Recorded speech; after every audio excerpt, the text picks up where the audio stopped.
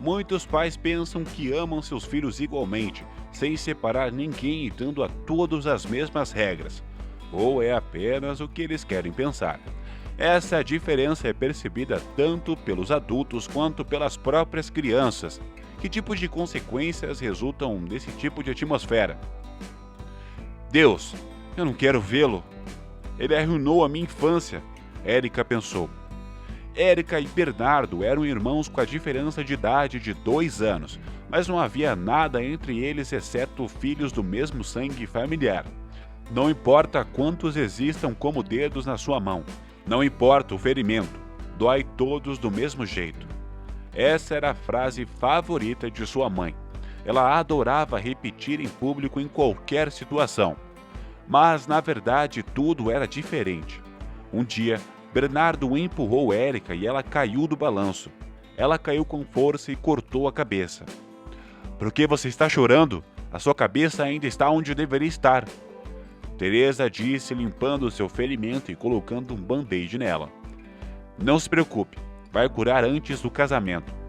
Volte correndo para fora. Você deixou seu irmão sozinho. Mas quando Bernardo machucava era diferente. Um dia ele caiu porque não estava prestando atenção e arranhou o joelho. Teresa estava pronta para chamar uma ambulância, além de ter chorado muito por um simples arranhão.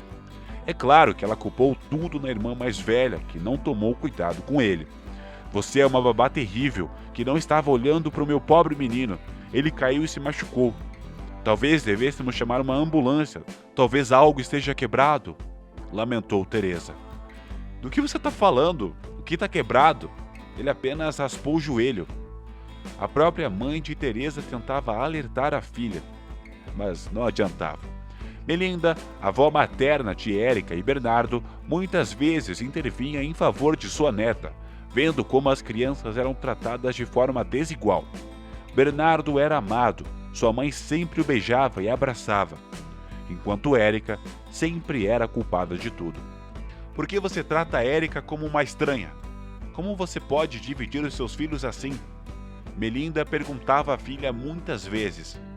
Mãe, você está errada. Eu amo meus filhos igualmente, mas Érica é mais velha e deveria entender. Quantos anos ela tem? 2 anos a mais? Olhe para ela, ela é pequena e magrinha e frágil. E Bernardo é forte. E você ainda não vai dizer que há uma diferença entre eles? Melina disse, não desistindo.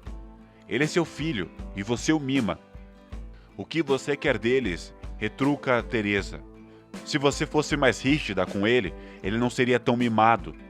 E essas conversas nunca levaram a nada. Teresa achava que os tratava igualmente, e se ela favorecesse seu filho, isso era apenas um pouco, e porque ele era o mais novo. O pai de Érica também tinha uma quedinha a mais por seu filho, e Érica era tratada como sua babá. A garota sofria por não ter atenção suficiente, amor, carinho ou cuidado de seus pais, porque era tudo direcionado para o seu irmão mais novo. Quando Bernardo pegou e quebrou os brinquedos de Érica, os seus pais sempre diziam: "Por que você está chateada?" Sempre estavam do lado do garoto e falavam frases como: "Ele vai brincar e devolver, está tudo bem. Ele quebrou porque ainda é pequeno. Você está exagerando." E se ela começasse a chorar por causa disso, eles imediatamente diriam: "Como você pode ficar histérica assim, por causa de uma boneca? Os seus brinquedos são mais importantes do que o seu irmão?" Quando Érica disse que não tinha nada para brincar porque Bernardo quebrou todos os brinquedos dela, eles disseram a ela: "Você só culpa o seu irmão. Você já cresceu. Pense em algo para fazer." Teresa era diferente em público e parecia uma família perfeita. Para Teresa, ela era um ótimo exemplo de dona de casa e mãe, portanto, em público, era exatamente diferente do que da realidade. Ela queria ser elogiada e usada como exemplo. Os seus filhos eram limpos, arrumados e bem vestidos. Ela tratava Érica bem em público. Então, ninguém além da avó Melinda tinha qualquer ideia do que estava acontecendo. Érica deveria cuidar de seu irmão na escola, como de costume. Certificar-se que ele estudou direitinho e que ele não esquecesse as coisas. Um dia, no caminho da escola para casa, Érica se recusou a carregar a sua mochila, já que tinha um monte de coisas para carregar. Então Bernardo começou a gritar e irritar a sua irmã. Uma professora notou e foi até eles, repreendendo Bernardo. Esta é a minha babá e ela tem que me ajudar com tudo, Bernardo disse. Quando ela tentou explicar a ele que estava errado e que ele não deveria tratar a sua irmã daquele jeito, Bernardo fez birra. Ele jogou todas as suas coisas no chão e começou a gritar, e com raiva ele empurrou a professora e cuspiu nela. Os seus pais foram chamados para a sala do diretor no dia seguinte. O professor pediu aos pais para prestarem atenção no comportamento do filho. Ele é muito mimado. O comportamento dele é péssimo, especialmente como ele trata a irmã. Isso é inaceitável. Peço-lhe que pense no que eu disse. Ela terminou.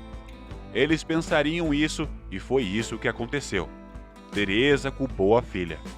Não só ela recusou a ajudar o irmão, como também o deixou histérico, o que levou a família a ter que passar por isso, Teresa pensou. A mãe, sem pensar, começou a xingar a filha e reclamar. Ela estava tão furiosa que começou a bater em Érica. O seu pai desta vez a defendeu e conseguiu afastar a mulher.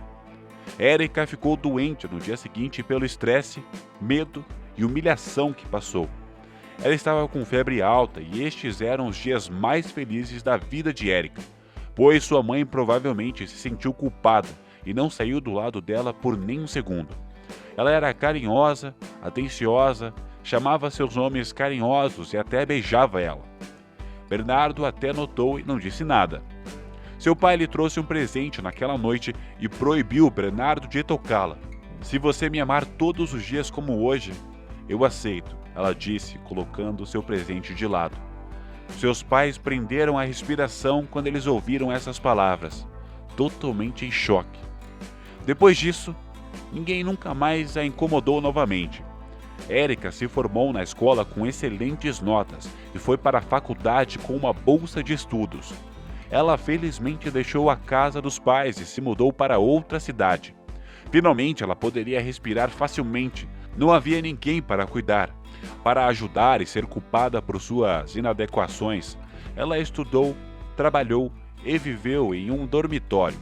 Os pais dela raramente ligavam, e se ligavam não era para perguntar sobre a vida dela, pois as ligações eram geralmente sobre Bernardo. Teresa sempre encontrava um motivo para acusar Érica. Bernardo não era aceito em nenhuma faculdade, porque Érica cuidou mal dele. Ou Bernardo estava andando com más influências porque Érica não estava lá para vê-lo. Tudo era como sempre foi. Érica estava feliz, porque ela podia simplesmente desligar o telefone e ignorá-la. Bernardo era um jovem preguiçoso. Ele passava dias inteiros no sofá e não conseguia manter o emprego por mais de uma semana. Ele dependia de seus pais e não se incomodava com isso. Érica se formou na universidade e conseguiu um bom emprego. Ela conseguiu pagar um bom apartamento e rapidamente conseguiu uma hipoteca. Só a Melinda sabia da hipótese porque ela não contou a mais ninguém. Sua avó foi a única pessoa que apoiou Érica na época. Quando Teresa soube que Érica estava alugando o apartamento, ela exigiu que Érica levasse Bernardo. Talvez as coisas melhorassem para ele na cidade grande. Mas, para a surpresa de todos, Érica disse que não, pela primeira vez. Ela tinha finalmente estabelecido seus limites, como a sua avó Melinda sempre disse que precisava aprender a se defender e dizer não. Ela foi capaz de dizer não e finalmente estabelecer aqueles limites que já tinham que ter sido estabelecidos. Teresa não entendia e não aceitou, como sempre. Érica ouvia como ela era uma filha ingrata, que ela era um animal que não se importava com seu próprio irmão e muitas outras coisas negativas. Mas Érica já não reagiu tão fortemente às acusações e palavras duras de sua mãe. Os seus pais não ligaram mais. Um tempo depois desse dia, Teresa ligou para Érica para dizer que a avó Melinda ficou muito doente. Ela significava muito para Érica. Então, ela foi e a levou de volta para o apartamento dela para cuidar da avó. Com os cuidados da neta, Melinda melhorou.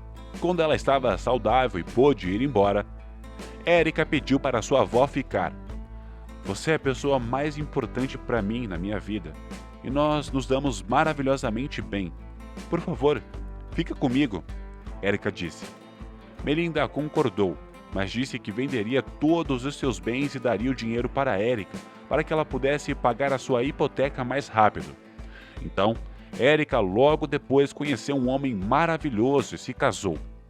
Quando Teresa soube que Erika iria se mudar para morar com seu marido, ela perguntou a Erika se Bernardo poderia se mudar para lá novamente, mas Erika disse que Melinda iria morar lá.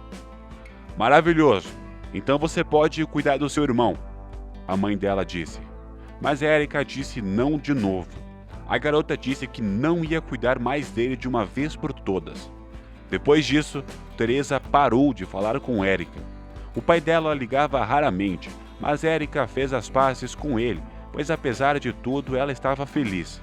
Ela tinha um marido maravilhoso, tinha sua amada avó, além de morar em uma casa excelente, um trabalho excelente e ainda estar grávida. Como uma criança não amada, ela poderia deixar as coisas terem tomado uma proporção negativa em sua vida, mas a garota deu a volta por cima e sabia que com certeza que não importava quantos filhos ela tivesse, ela nunca os trataria de maneira diferente.